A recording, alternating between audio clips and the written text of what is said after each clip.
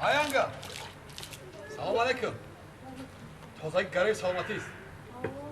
گفتم همینجا را آب زنم یک قاندا تو نزنه.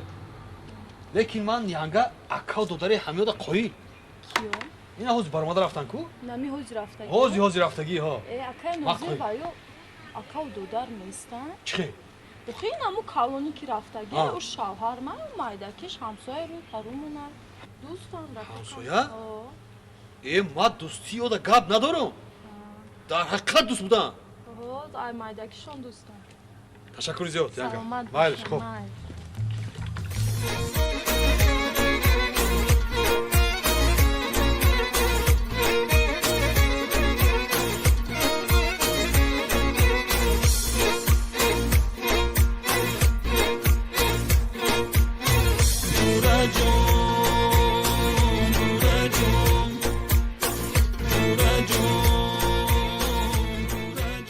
یانگا سلام علیکم.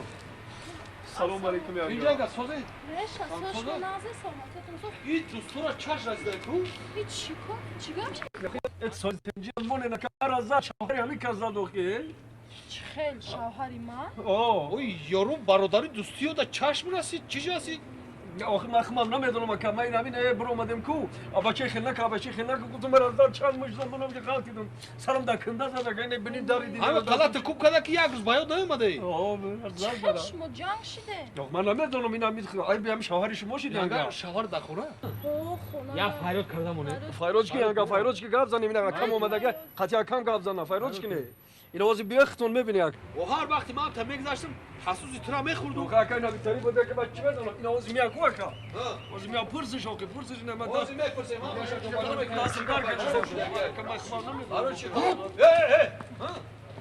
کم قسم خالی نکردم مکا دل تا خالی نکردم مرده کمی زنی میکشی. مرده کمی زنی میکشی رفیق سردار ایجا یک سوال جواب یا پرسش اوخی از پرسش چی گپ شده که اینجا آخه شما رنگ دوست رنگ آخه مادر مون بدین میرفتن میومدن چی گپ شد با بالازر شما را کامera زاد پرس اوخی اینا چیزا میخوام برای چی زدی شیرا نه برای چی زدی یک کس بگونو میزنه رفیق سردار رفیق سردار 3 سال پیش من بگیمود گفته گی 3 سال پیش او وای 3 سال پیش بود او برای چی این سحر زدی شا برای چی دین همین زنه گفت همین کودکا رو وای بردن در باغ حیوانات حالا ما دین باغ حیوانات رفتیم تماشا کردیم حالا بعد همین رفیق سردار همون باغ حیوانات رو تماشا داشتیم همین دخترچه هم دوید اومد گفت دادا بگیمود بعد رفتم دیدم